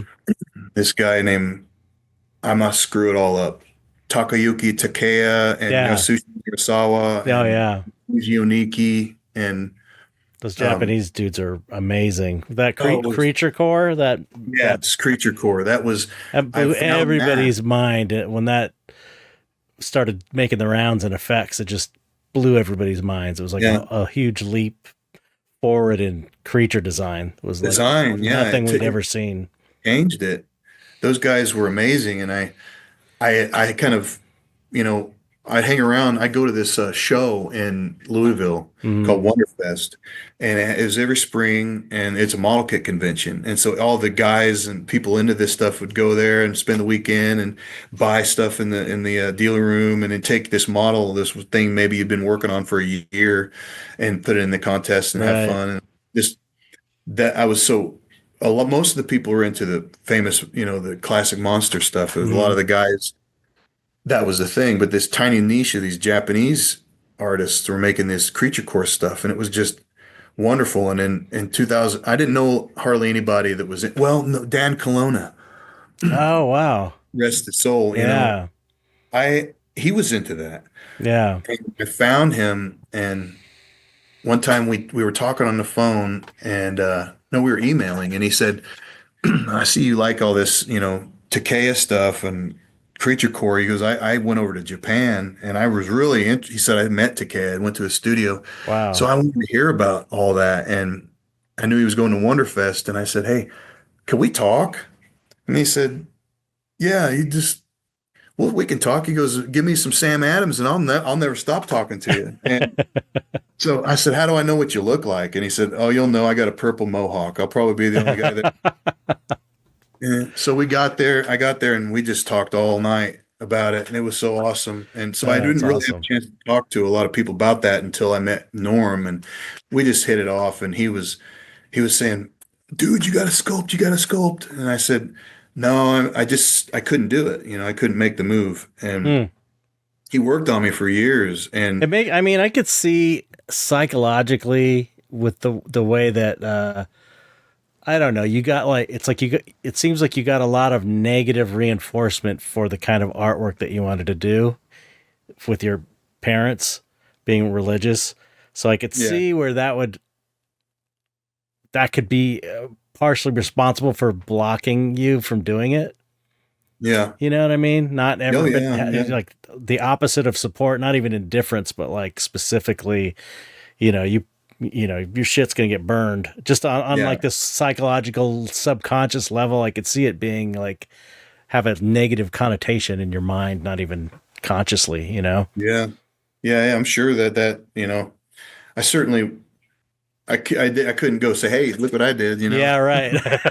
And I remember going to the bathroom, and when I lived with my grandparents, this even my folks got divorced and went and lived with my grandparents, and they had to have the burden of, we were pretty wild kids, really wild, uh, and always fighting each other and everything, and going crazy. We had a lot of energy, and so I knew I couldn't mess with that. I would go to the bathroom and bring in a flashlight and lock myself in the bathroom and do it because I thought this is the only place there's no one could get in here, wow. the door there, take pretend I'm taking an hour long shit or something like that. But Just to get some sculpting time in yeah, yeah, or or drawing, drawing time. Yeah. yeah.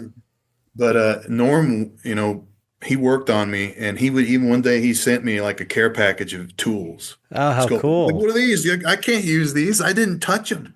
I Wow. didn't touch them for probably 7 years. Wow.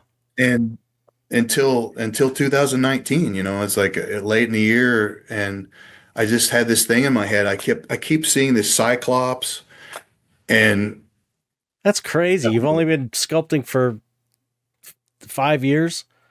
well, not, I did it at work a little. Okay. Like, see, when I first started, when I first showed up there, it was really cool because I was kind of thrown into the fire because I started in January, and there was only like February, March, and we're going to have this big trade show in St. Louis. Mm-hmm. And they were in the middle of producing new products. So it's like the new model Gorgalore, you had to do something new, and so there's all this, and they'd also had like a turmoil inside of the structure of the shop, and some people who'd been there for a while had gone. Mm-hmm. And so I come in this flux. And so my boss is like, you're going to do some painting. And I thought, God, I love the sculpt, he's over there sculpting and all this stuff. And then after we went through the show and then the production of the summer, and it was fall, and that's always the time they're going to make new stuff. So it comes fall, and my boss asked me, hey, we're going to have you sculpt. I was like, I can't sculpt. And he goes, it'll be simple. We'll just do a pile of guts, And so I did that, it's like, it looked like a big muffin, of intestine, Yeah. but I really loved it. And he was always really encouraging. Huh. He said, well, because I think you can do this. He goes, you need to do this at home. So you're not, because we're only going to do this here once a year, and you need to do this at home so you get better. And I just never did. And he gave me this little packet of monster clay, and I'd never seen it before. I took it home and would sit in my chair and just hold it and just squeeze it and then see what it was like. And I would do that. I never sculpt. I didn't have enough to do anything. I'd just make these talons out of it, like these curved shapes. And I thought, man, this stuff holds shape. I get real sharp with it. And so I just kind of like daydreamed about doing it. And then when October rolled around the next year, it would be, hey, do you want to do a helmet? And I would try to do a helmet, and then next year it would be something else. But I never got, I just really didn't do what I wanted to do. It was like really had to do this kind of, and I couldn't do what I wanted to do. I wasn't just ready. Right. So yeah, so you're going to art school at your day job, Yeah, it was cool. But we're all kind of like teaching each other, Yeah, like there was really nobody there that was we're all just kind of flying by the seat of our pants, just trying to make it, winging it. And it's so fun though. Yeah, those it are is great awesome. times, Yeah, I'm telling you, the back that time it was really cool, and even just the world was a different place, just 10 years ago. Yeah, I know. Felt different, I had a lot less on my mind. Right. It could be just really enjoy life, now it's like kind of like there's a lot more heaviness, and I'm sure everybody feels it regardless of where you are or where you stand and think about things. I don't think there's anybody who's, not cognizant of the heaviness of everything. But anyway, so I didn't start sculpting at home until that it was like the November of 2019 is when I just tried to exact that. Because I'd had impressive though. I mean, that's like, well, I also, working with these model kits was also a kind of right. There's a seam line, so I'd have to try to get that going, right. But there really wasn't anything that I sculpted per se, because the hair was. But you're still seeing. You're also like, you're not sculpting per se, but you're seeing really good sculptures with these kits. So it's like you're being inundated with. Because I know the kits you're talking about, those vinyl kits and those resin kits, it's like there was that whole scene going on for a while that was just like, those sculptures are amazing. Yes. They're incredible. And so you're constantly being fed the right stuff. So your brain is being trained on what looks good and what looks right. Mm-hmm. You know what I mean? Instead of some crappy type of, I don't know, goofy toys or something that aren't sculpted really. These are like really nice, anatomically correct, and so that's like almost getting you ready for when you do finally start sculpting. You're getting it in your brain. It's like why people should study art history and classic the old masters paintings and stuff. It's because like you're feeding your brain you're training your brain that this is what looks good, this stuff looks right. And so when it helps develop your taste, it was a huge help, without a doubt. Because that was the other thing that was very daunting to me to try to take the leap to was this is what people do. All right. I had this very high expectation for myself because I knew I couldn't do that. So I thought, what are you going to do if you can't do that? Mm. I would ask myself that. It's like, well, I said, I can't do that, and I don't want to, because that I don't want to do. They do that really well. Just like we were talking earlier, like humans are really bad at being anything other than human, and ants are really good at being ants. Right. There's all these wonderful artists that I grew up looking at are really the best. They're so good at the strong defining aesthetic, Mm-hmm. and I don't really want to try to repeat that. Right. It's I know it comes through because you are what you eat. Mm-hmm. And Yeah. I'm Yeah. going to be a little bit of all those things somewhere in there. We all are. Yeah. Yeah. Absolutely. And it's hard not to be that. But so I finally took the plunge and did that. I did this Cyclops thing, and that was very rewarding. I just wanted to keep doing it. I couldn't stop. Hmm. I just couldn't. It became something that I would just I was singularly focused on. Yeah. I still am really. It's really hard for me to live outside of the world where, I want to be there thinking about it and trying to break the problems, the Right. riddles. I want to do it. So I just Yeah. feel like this place I've just avoided for some reason that now that I'm here, I want to make the most of it. And Yeah. Yeah. And like I was saying earlier, I really think you should. I think you should. I think you owe it to the world. The world needs your work out there. I know I need to get it out, but it's, there's just so much I want to say yet, it's like I'm limited by, I see that was the very same thing I think that keeps me from doing the production pieces is it's so limiting. And I have the stuff that I really see, can't be molded. It's Yeah. one of a kind. See, I just, part of what feeds me is going on these hikes outdoors. And if it's just going in my backyard, I'm going out there for fuel. Right. It's a world that's full of all these things that, all these shapes and all these colors and all this intrigue. Like, Mm-hmm. what, I gotta go there, I mean, it's where I go to refuel. And so I've got so much going on that's hard for me to stop it. It's hard for me to Right. stop the wheel and commit to something. It's like Yeah. I Yeah. want to draw, I want to paint, I want to do all these things. I my drawing was all very basic for a really long time, and like it's not that it isn't anymore, but it was always very a certain way. It was very controlled and stiff. And once I stopped drawing forever, I've got this sketchbook, that I've had since 2000. There's a first sketch in there is October 2000. I picked it back after sculpting for about 3 years. I picked up the sketchbook again, and I said, you can't do that, man. Why are you doing it? Why are you sketching? You know what sketching is. These guys that do it and they just let it go. It's loose. You could see they have this really great understanding of this structure. They're not just trying to make sure these lines are perfect. And after sculpting for 3 years, I started sketching, and I had kind of gotten rid of some of that stiffness. Mm. I think it helped me understand anatomy a little better because I've been Yeah. sculpting it. I think So I thought, sculpting okay, I is think I huge. know what happens here. Yeah, sculpting is I, huge for drawing and painting. Being because you're used to looking at things from different angles. yeah. You know.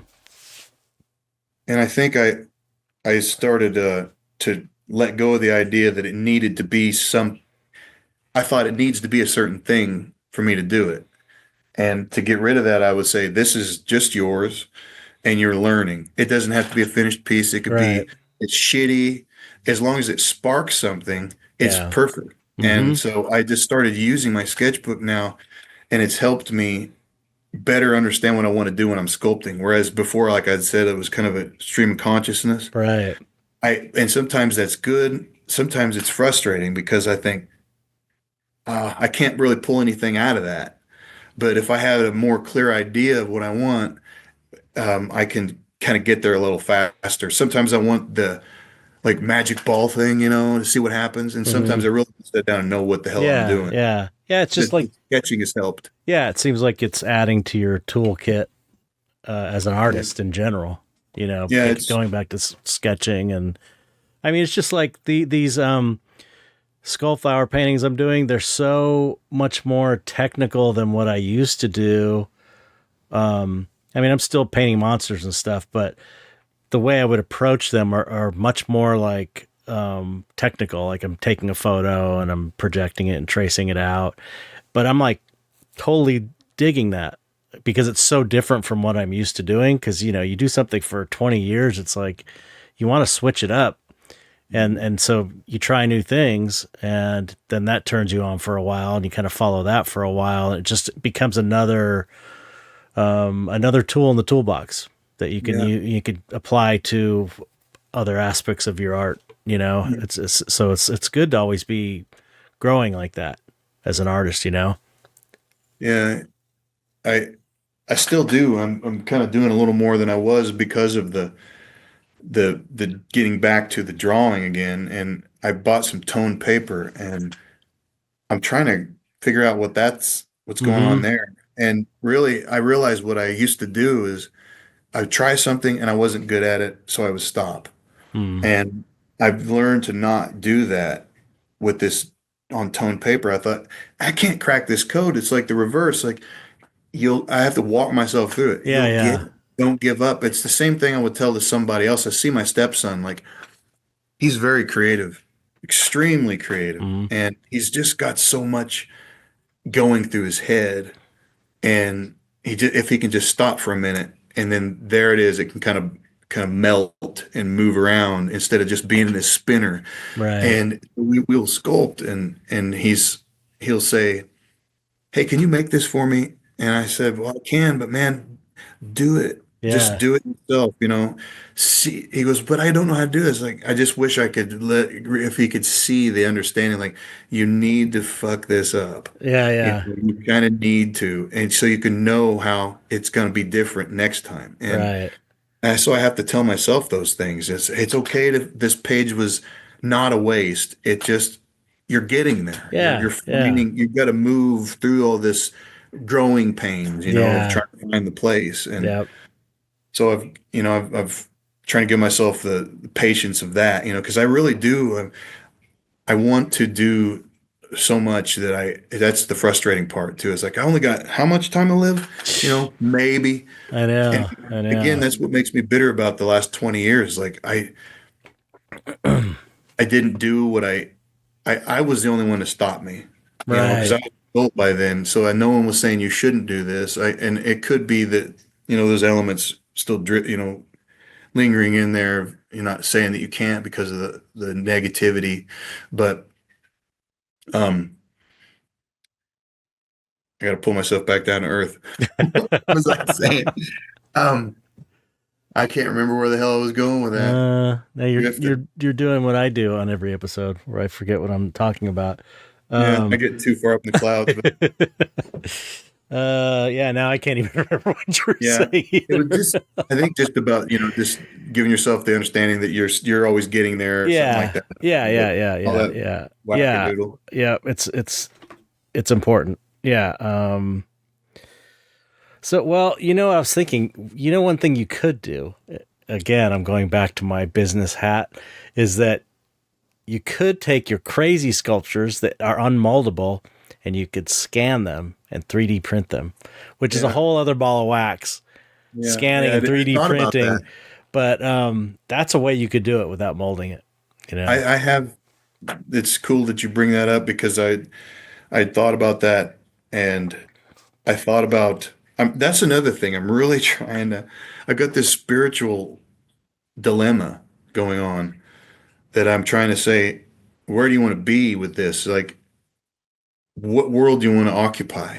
Right. You want to occupy this world over here or that world, and say, well, I want to be in both. And I just don't. I haven't figured out how I feel about all that. Like, Yeah, yeah. and it's. I am such a God. It's why it's so hard for change for me, because the world's changing in a way that I don't feel this changing in ways I don't really like, and Hmm. this like pulling away from this tangibility, pulling away Yeah, yeah, from yeah, right. presence, physical, physical things being here, and then doing work, certain kinds of things to get there. Right, And yeah. so that's um, the I want to try digital sculpting, and I think it's a absolute. I think there are things that you gain from doing it and things that you lose from doing it. And obviously, I look at people like render this digital piece and break it apart and do all these things. Like, holy fuck, how fast they could solve these problems, Right. and what you would have to do to break a sculpture down to get there to where you could have that uh, flux, the fluidity of the change things. It's very easy in that sense. Yeah, I yeah. would assume. I know you have to learn. I Yeah, don't mean it's to it's more demean the process. yeah, it's more technical. It's all like you have to learn a bunch of technical, at least my experience Absolutely. with ZBrush, but on the other hand, you can, put the mirror tool on while you're sculpting, so it's doing it on both sides. It's so handy for blocking things out and just making it even, and then you can Absolutely. then you go back and you can turn that off and then make Turn things it off. asymmetrical and stuff. But I don't know. I guess it seems like you need to figure out what your end game is, what Yeah. your end goal is, and you do what you'll learn what you have to in order to serve that thing. If Yeah. you decide like I want to take all my sculptures and offer them for sale or putting them in a gallery or do something like that. These ones could be molded and cast. These ones I'd have to learn how to do scanning and 3D printing. Um, but really, if you don't have like an end game, it's kind of hard to know where to go. But that's part of the process too, though. Yeah. Um, I think it's definitely, I can be very, put things off, so it's like, I don't want to deal with that right now. So I'll just go back and do this thing I know yeah, really yeah, I do a bunch 20 more sculptures. familiar. Yeah. I really, I do think about longevity, I think about, well, I've got this idea of some sculptures I want to make for the yard Hmm. and things that will stay outdoors all the time. And I really want to do that. I think that's, Have you tried epoxy clay? The yeah, I've done a little bit of that. I've got I'm experimenting with some things here and there, Yeah, that stuff's super permanent. I mean, Yeah, it it's definitely, I love the epoxy clay, doesn't shrink, I know waterproof. it's just not as fun to work with though. That's the Yeah, thing it's that it's like, stiff. yeah, I like the way Chavant feels to me is perfect, and I just Yeah, cannot. I can't give that aspect of it up. Like it doesn't rake out. I can't really use rakes on it in the same way. It's just not the same. I you're right about that. but I man, you think get a permanent final piece that it will probably outlast a nuclear blast. It's like a you're, stone, yeah, man. That stuff when it's dry, it's like a it rock. is.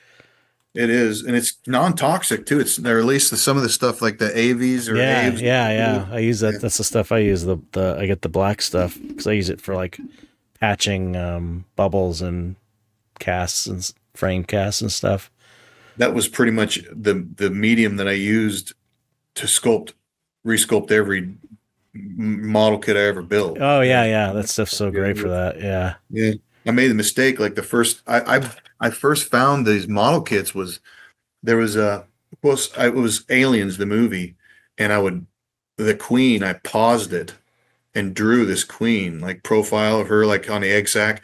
And then there was a magazine called Model Toy Collector. And it was like the Aliens, Predator and Terminator issue. And it had this illustration on it that was beautiful. And in it were all these model kits. And I just like, Hmm. holy crap, I mean, I can not just have a drawing of this, but have a real physical thing, I could Yeah. look at it and then draw it from any angle. Yeah. And Yeah. so that's really where I got into, wanting to sculpt that stuff, and really having it there, and so, but building all those model kits, it was with that AV stuff. I found those model kits at at a local comic book store Hmm. that I still go to, and I love it. I love that place. That's where I bought all my Giger books and everything. And Where do you live now? Kentucky, Okay, yeah, now you're in Kentucky. yeah, That's right. and You got to meet up with Ryan Case. Ryan Case, if yeah, you're listening to this, you got a fellow monster maker not too far from you yeah. in Kentucky. That's probably like a couple hours away. I used to, like I said, that's where that sci-fi fantasy horror model kit show was there in Louisville. Okay, yeah. Or Louisville, I don't know how people say it differently around here, but But you guys got to get together. I think you guys yeah, would I'd hit it love off that. really well. That'd be cool. Well, we're nearing the end, so that was amazing talking to you. Yeah, Loved it hearing was. your Yeah, story. time Yeah, forward. Right. and everyone should go to your what's your Instagram? Your Instagram has a weird name. It is Marsh Pit Crow Marsh Pit 77. Marsh Pit Crow 77. Mhm. I'll have it in the